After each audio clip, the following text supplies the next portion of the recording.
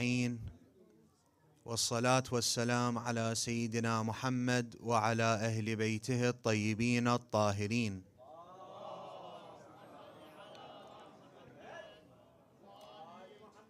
واللعنة الدائمة على أعدائهم أجمعين من الآن إلى قيام يوم الدين. القول مني في جميع الأشياء قول آل محمد فيما أسروا وما أعلنوا، فيما بلغني عنهم وفيما لم يبلغني. أما بعد، فقد قال الله العظيم في محكم كتابه الكريم: بسم الله الرحمن الرحيم. ادع إلى سبيل ربك بالحكمة والموعظة الحسنة وجادلهم بالتي هي أحسن. صدق الله العلي العظيم. صلوا على محمد وآل محمد.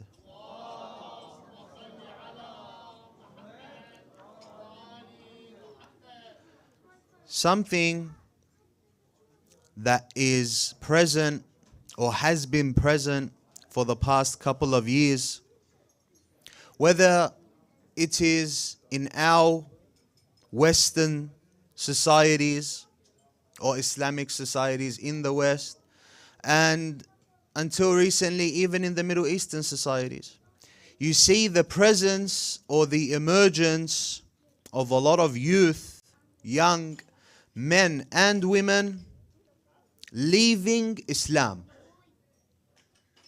Leaving Islam either to go to atheism or another religion. And you see this more often the more recent you look back at it. Usually the first response or the initial responses to something like this, when a young man or woman says that I'm an atheist now, or I have decided to leave Islam for another religion, the initial responses are ones of hate, that you would tell him or her off, you would threaten, you would kick them out of the house, you would tell those around you not to speak to them anymore. And you have in the Middle Eastern countries, they would go to even more extremes with those type of people. But what should be done first is to understand them. That is what should be done first. To understand what caused this. What was the reason that they decided to make such a big change in their life, which is leaving Islam. And it is important that we understand the reasons for this. And when we want to understand the reasons, and we do, we have to make sure that these issues or these reasons that would push the youth, push the young men and women away from the religion are targeted and are focused on. This is an important topic. The Quran says, قُوا أَنفُسَكُمْ وَأَهْلِيكُمْ نَارًا. Protect yourselves and your families. Yourselves and your families from the hellfire. So it is important for us to notice what would push or what would repel our young men and women from Islam. I want to look at three different things, three different facts, realities that we see, whatever you want to call them. And we want to see, is this correct? Is this not correct? Because more often than not, you'll find the reason that most of these young men and women leave Islam isn't because of Islam itself. This is a very important point. It isn't because of Islam or something they found in the Quran or something they found from Ahl al-Bayt. No. It is usually the people around them that are Muslim. They are the ones that most of the time cause this. So when I say that we want to look at the reasons why these young men and women leave Islam, I'm not siding with them. But I am trying to create awareness for this, so that this can be targeted. So that in the future we ensure that our young men and women do not leave Islam. So we will look at three aspects insha'Allah after salawat ala Muhammad wa ali Muhammad.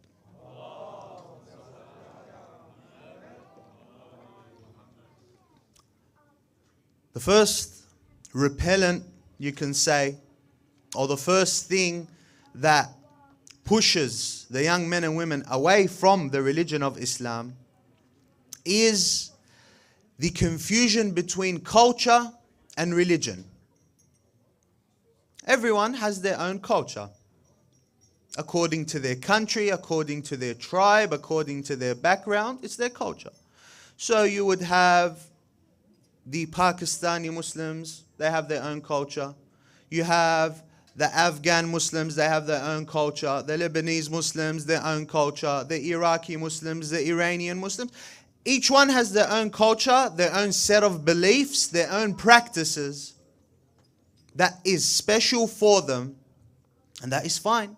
And Islam encourages you to be proud of your background, but at the same time, you have certain cultural practices have been confused and mixed with Islam, and ever since have been considered a part of Islam.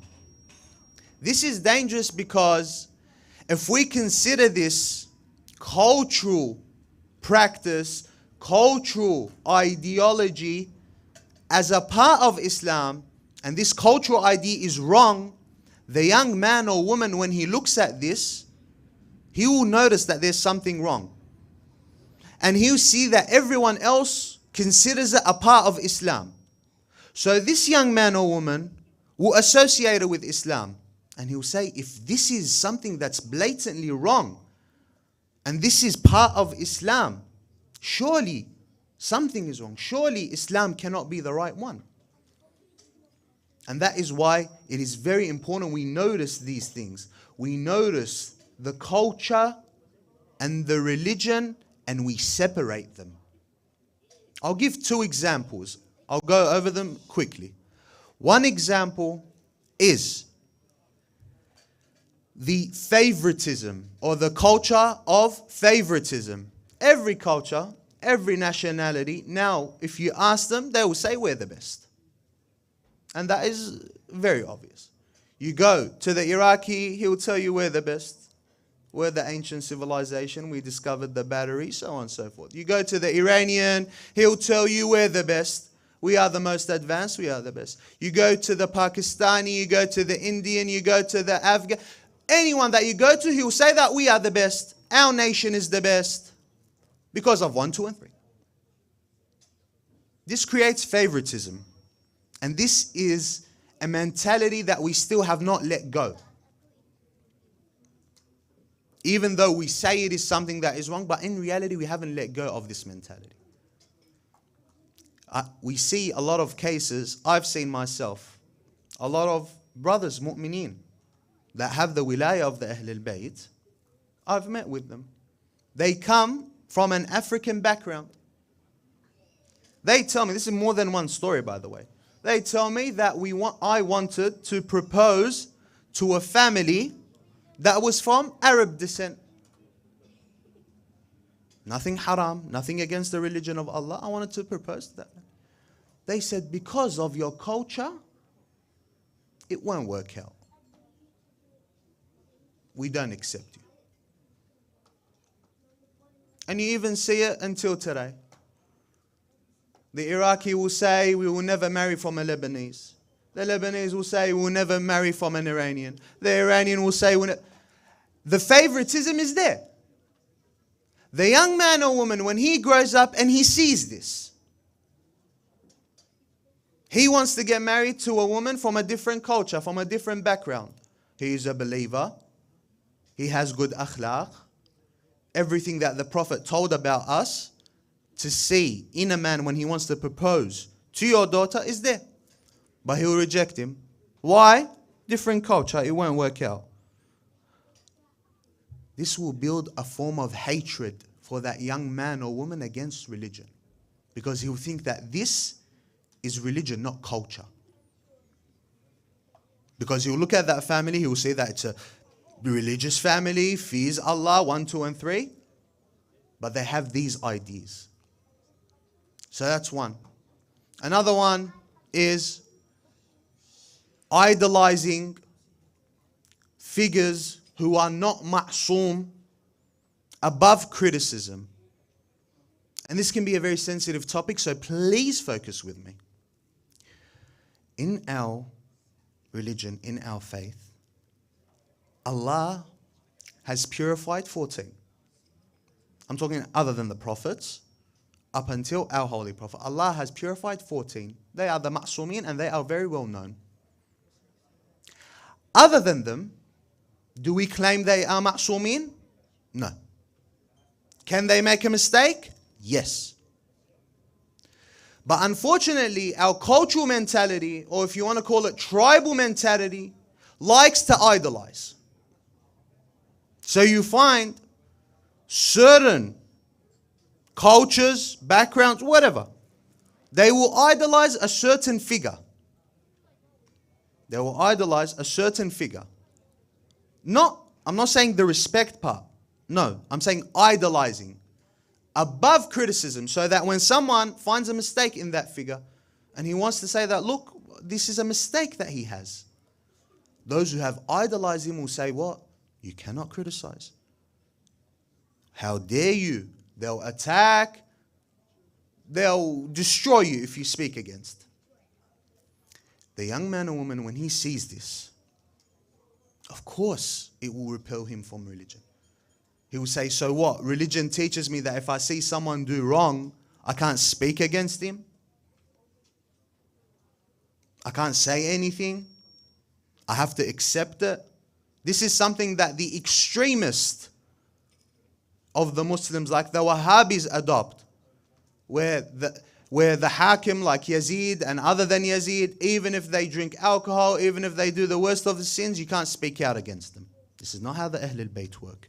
This is not how the religion works. You value the person based off of his religiousness, his knowledge, what he has provided. And you respect him. Idolizing is dangerous. And it is a tribal mentality more than it is religious. No one is above criticism. So that is one aspect. Another aspect that may repel a young man or woman from the religion is hypocrisy. Now, what do I mean by this? This starts young. You have to understand, no one just comes out the next day and says, I want to be an atheist. No one comes out the next day and says that I hate Islam and I hate this religion. It doesn't happen overnight. It takes time and it starts early. Starts early. The young man or woman, when he is first born, he has who? His mother and his father. His mother and his father, for a young man and woman, when they are first born, a child, and when they are growing up, they are the role models. The father is the hero. The mother is a saint. This child puts the mother and father at such a high pedestal because the parents are the closest conceptualization or concept that the child can have of God. Because he's a child, he cannot really conceptualize God yet. His closest idea to that is the parents. That's why you have in some narrations, when Allah wants to show us how merciful and how much He loves us, what does He say? Loves you more than your mother. Tells you the pinnacle of this is what? The love of the mother. You have in a narration by the Holy Prophet, peace be upon him, he says, love your children and do not break your promise against them, because they see you as their sustainer, the one that gives them rizq. Ultimately, the sustainer is Allah. But for the child, the closest concept to this sustainer is the father. So when the child has the mother and father at such a high pedestal, this mother and father has to keep it at that level. But unfortunately, what do you see? You see that the mother and father, with their actions, destroy their high level in front of the child. The father would tell him, go pray. The father's not praying. The father would tell him, don't lie. He sees his father lying. The mother will tell her daughter, wear your hijab properly. The mother's not wearing her hijab properly. So on and so forth. The child in the early stages, it's what he observes. He or she observes, not what they hear. And especially when they see that the parent is doing something different to what they're telling them, this begins to be their idea of religion. There is something called the attachment theory. The attachment theory is that the relationship or the attachment the child has to the parent impacts this child's relationships when he grows up. Of them is his relationship with Allah. How? If the child is raised by parents which are loving and caring and always present in his life, this child, when he grows up, his concept of God will be that his God is loving, caring, is always there for him. However, if the child grows up and his parents do not always show him affection, his parents are distant, the father is in and out of his life, this child, when he grows up, his concept of God will be that God doesn't really care about me. When I call him, he doesn't respond to me, he doesn't answer me. These things have an impact. And that's what we have to be aware of. So when the young man or woman sees that his father, when he's with his father outside of the house, his father is a Nabi, a prophet of Allah, respectful and kind and religious, and the charity that he gives and the way he treats other people, and his tasbih, the subhas this big. Amazing, amazing. But then he sees his father when he comes inside the house. Fir'aun. He's yelling, screaming, fighting with his wife. He doesn't even pray. All the bad words come out of his mouth inside the house. He's abusive towards his children. What's this young man and woman going to think? They're going to think that if my father's the religious man and he's like this, that means all religious people are like this. That means this is what religion teaches. So he will grow up having a hatred towards religion. And that's the impact that we have to understand. That is why Sayyid Hadi al-Mudarrisi has a beautiful phrase in regards to this, the solution to this. He says, Rabbi nafsak awwal, وبعد Rabbi. Raise yourself first and then raise your child. Make sure that you do what you say in front of the child.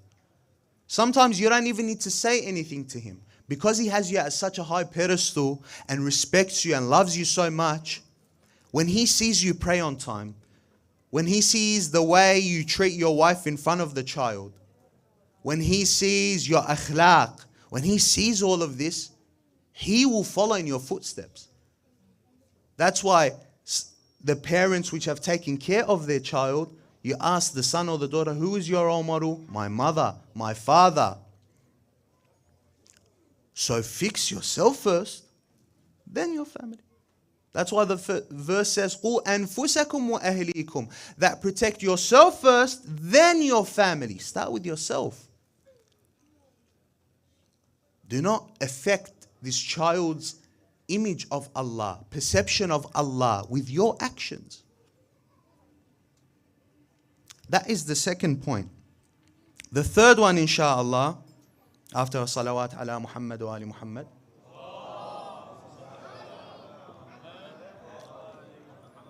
is introducing religion incorrectly to the young man or woman.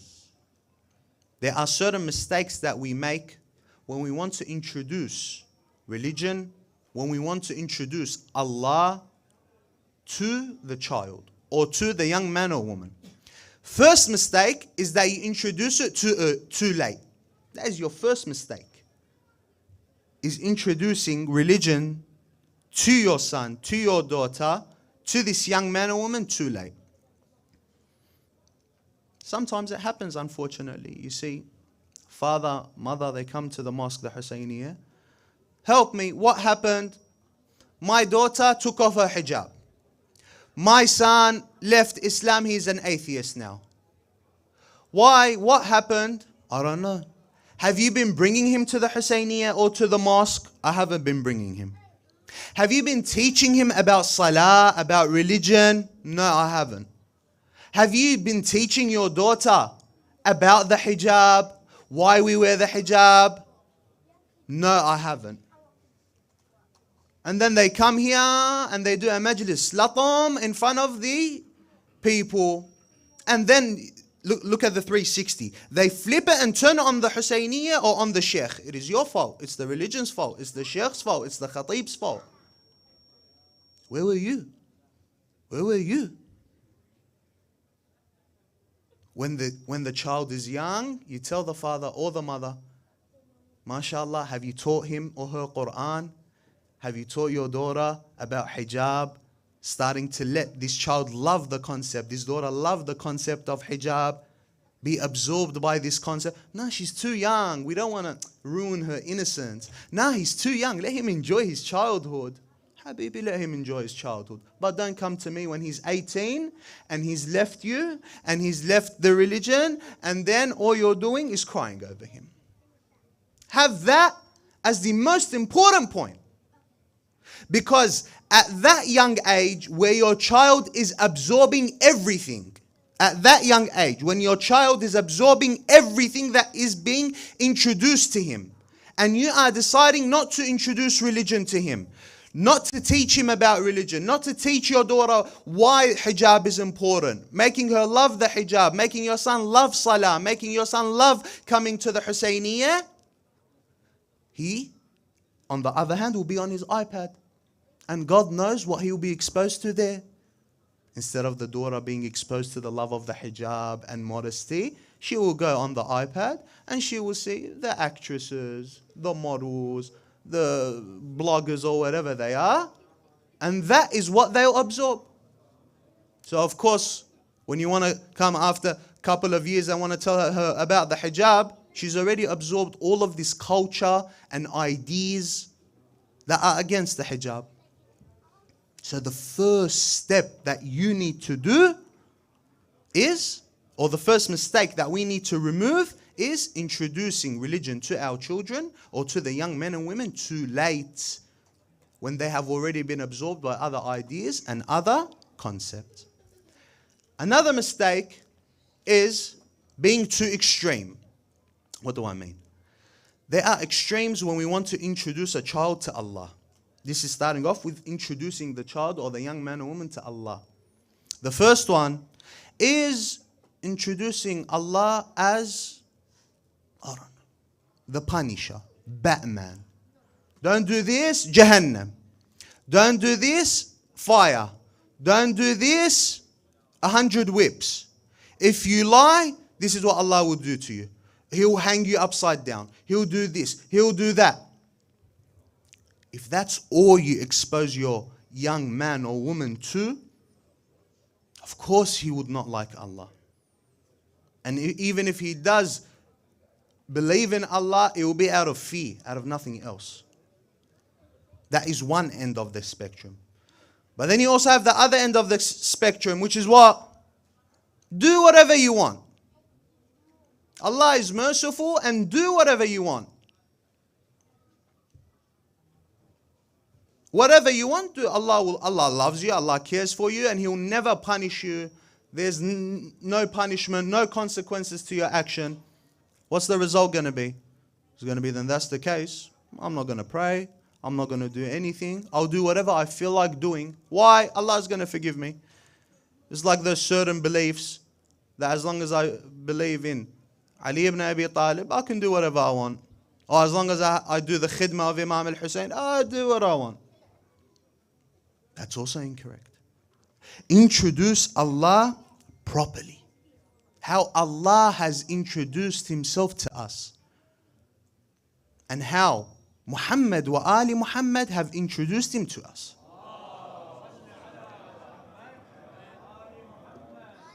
Start off very simple. When you want to speak to this child, you tell him, Habibi Baba, listen to me. First thing, Allah loves you. Allah cares for you. Allah, out of His love for you, created you. Okay? Okay. Allah created you. You couldn't do anything. You couldn't walk. You couldn't talk. You couldn't use your hands. But when you grew up, Allah gave you strength. Allah gave you everything. Out of Allah's love for you. Okay. And Allah has always given you the opportunity to connect with Him. Allah has given you 5 times a day where you can speak to Allah. He has given you the Quran if you want to listen to Allah. He has given you dua whenever you go through a difficulty or a hardship. You can ask Allah, request from Allah. Allah loves you to that point where every second, any second you want, you can connect with Him. This is how much Allah loves you. However, Allah has given us a set of rules. Allah has given us a set of rules. These rules are to make sure that we are the best version of ourselves. The best version of ourselves. Because Allah wants to see us at our best. Allah does not want to see us at our worst. So He gives us a set of rules. In these set of rules, He gives you a list of things to stay away from. And everything else is allowed. List, stay away from, and everything else is allowed. For example, you have Allah has made halal for you to drink water, milk in all of its different kinds, juices in all of its different fruit, all of these different, but He made haram one type of drink, and that is alcohol. He has given you a list. And the only reason He has made these things haram is because it affects you and it's bad for you. So it's for your best. However, at the same time, yes, Allah does love you, but to make sure that you stay away from these haram things, Allah has made consequences for your action. So if you decide to break the rules, there will be a consequence. Similarly to how the government gives you rules, and if you break the government's rules, what happens? There's a consequence. You get fined, you lose your license, whatever the consequence is. So, and that is out of the justice of Allah, because it's not fair if someone is listening to the rules, holding on to the rules, listening to Allah, does all the right things, and then someone comes and does all the wrong things, and they all get the same result. That's not fair. So, when we want to get close to Allah, we have to make sure we stay away from what He has banned us from, because it's for our best. And if we do fall into these wrong things and we regret it, Allah has always left the door of tawbah open for you. Whenever you want to return to Allah, you can return to Allah. This will cause the child to love Allah, not to fear Him, not to only want reward from Him, but to actually love Allah. And from that concept, you build upon it. You start introducing him to the Ahlul Bayt. Because when you introduce him to the Ahlul Bayt, now you have given him the role models. Who to look up to. In all of these situations, you give them the role models. That this is your role model. Imam al-Hussein is your role model. Ali ibn Abi Talib is your role model. Introducing the correct concept of Allah is very important for this young man and woman, because it builds upon him. So, in short, when we make sure that we do not mix culture and religion, and we make sure that within the household we do not ruin the image of Allah for the children, and when we introduce the religion correctly to the child, you will find that these issues, these reasons that the child would want to go against Islam or leave Islam are removed. And with the right upbringing, this child would never want to get anywhere far from Allah, anywhere far from Islam. And you see this prime example in Al-Qasim ibn al-Hasan. Qasim ibn al-Hasan, at his young age, he says something so profound, so beautiful, that we often overlook it. When the Imam is telling everyone that tomorrow is death, tomorrow is certain death. And he asks Al-Qasim, what do you think of death? Look at how he was raised. Look at his upbringing, how he was introduced to Allah, how he was introduced to the religion of Allah, the love that Al-Qasim carried for the sake of Allah. He said, oh uncle, sweeter than honey. Death. This is an 11, 12, 13-year-old that's speaking, by the way. He says, sweeter than honey. So he understands that what is the most indulgent, beautiful thing that I have? It is honey. For me, death is sweeter than that. Because he has been raised correctly. He has been raised right. His father is Imam al-Hasan. His uncle is Imam al-Hussein. His other uncle is Aba al-Fadl al-Abbas ibn Amir al-Mu'mineen. That is why his stance is eternal. So it shows you the importance of raising, introducing Allah's religion to the young man and woman, not to repel them away from it. اللهم عجل لوليك الفرج والعافية والنصر واجعلنا من أنصاره وأعوانه ومن شيعته ومحبيه وإلى أرواح المؤمنين والمؤمنات. رحم الله من قرأ سورة المباركة الفاتحة مع الصلاة على محمد وآل محمد.